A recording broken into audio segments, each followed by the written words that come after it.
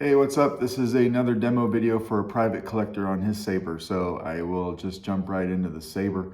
This is a Watto's Junkyard Dark Lord. It came to me in a few pieces. So some of the adhesion had failed on some of the greeblies here.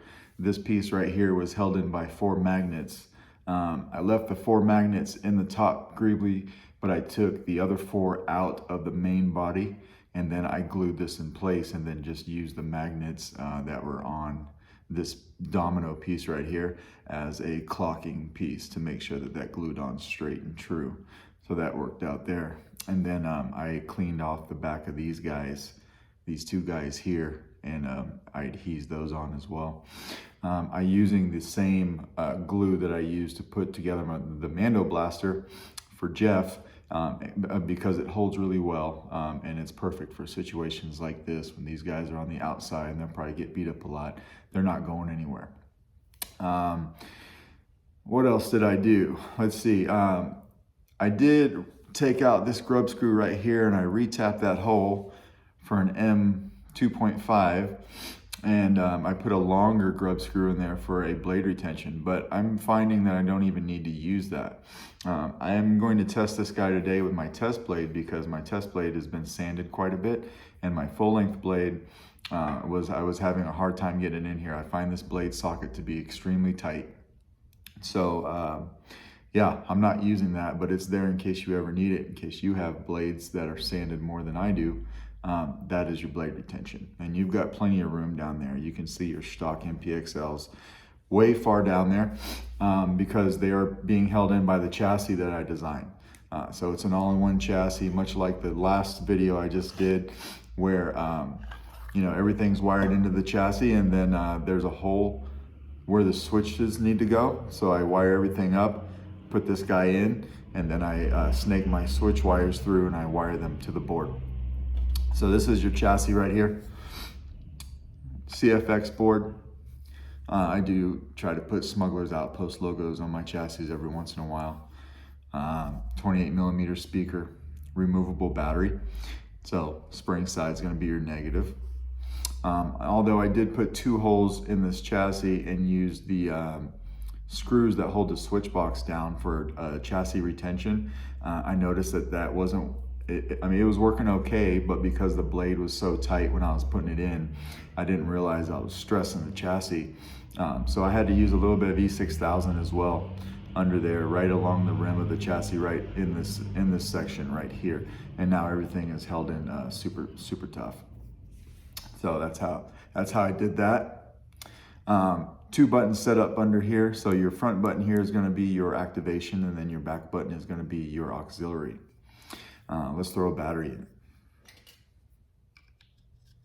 Well, never put your battery in backwards.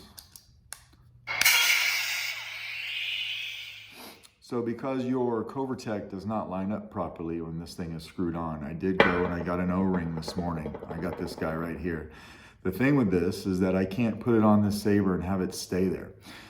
This black middle sleeve here that holds the switch box, there's not enough clearance in between that guy and the threads to shove it up in there. I tried many different ways, and although I got it one way, it didn't look clean at all, so I took that out of there. But what we do here is we just slide it on, and we'll leave it right there when we screw the handle on. This, you'll find, is also a tight fit because I stacked the board on top of the battery. It's just tight, it's snug, and it goes in. You won't have any problems with fitting it. It's just, you know, some sabers will be a little bit more snug than others. So you can clock the Covertec on the left side here if you want, and that's fine, it'll stay. And if you don't want that, you can clock it over here on the right-hand side, and then that will stay. Much past that, though, you'll start stressing the O-ring out, and it'll start bowing out on you. So you can clock to the left or the right. You'll feel it when it stops. The first place it will give you a little bit of resistance will be on the left-hand side of the saber, and then totally up to you to screw it over here to the right-hand side. Either way works. And then your O-ring, you will see your O-ring down here. because it just won't fit in that clearance. So top button, LEDs lighting up like they should, auxiliary, blade lock up. We'll turn that off. I'll throw this test blade in real quick. Like I said, I'm not going to use the blade retention. I don't find that I need it. And then I also found, you know, while you're putting your blade in, because it's so tight, you're going to have to twist it. You don't want to hold it by the handle while you're twisting it, because then you're going to stress out your O-ring.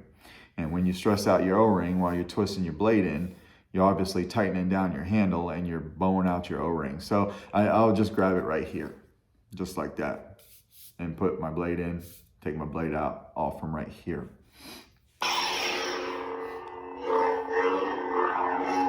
Once again, I did not go too crazy with the sound fonts. I put a little something on here to demo, and then I put a few, some profiles on here so that I could switch colors. And I forgot to do your blade effects last time, but they were on that last saber as they are on this one. Spectrum.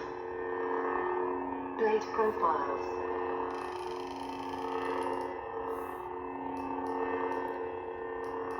I have an older set of blade profiles that I use, and a lot of these solid colors that you see will be different pre-ons and pre-offs. I'm probably going to go and update the set of profiles that I use. I know that Robert Sotomayor posted his set. I just haven't grabbed them off the CFX site yet. Spectrum.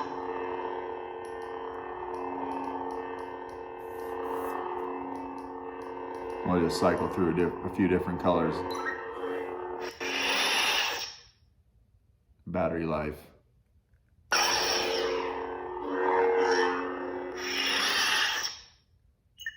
Sound bank selection. Beta. Exit mode system mode SD card audio player. Nightfall.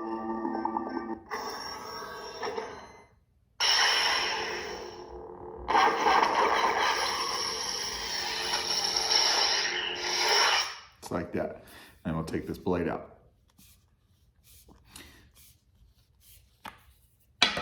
So this chassis is a little bit more in line with what I usually do. On the last saber, it was a request to make the USB and the micro USB slot and the SD card easy accessible without moving the board, and I did that. With this guy, it's set up like I usually do. You know how I explained, you'd probably see about, you know, half of that micro USB, and then it would be buried underneath for board clearance, and then I make the SD card accessible, and that's what I did there. Normally I would take two pieces of 30 gauge or 28 gauge wire, two small pieces, and I would jump my two pads. You know, you got two negative pads over here, you got to jump, and then these two in the back. But I did everything underneath, you know, for two reasons. Number one, it looks cleaner. And then number two, it was for clearance. This guy is super tight, so I did not want to have anything on top of the board that might make contact with the inside wall of this handle. So everything's done under the board, and that's how I did it with the other saber as well.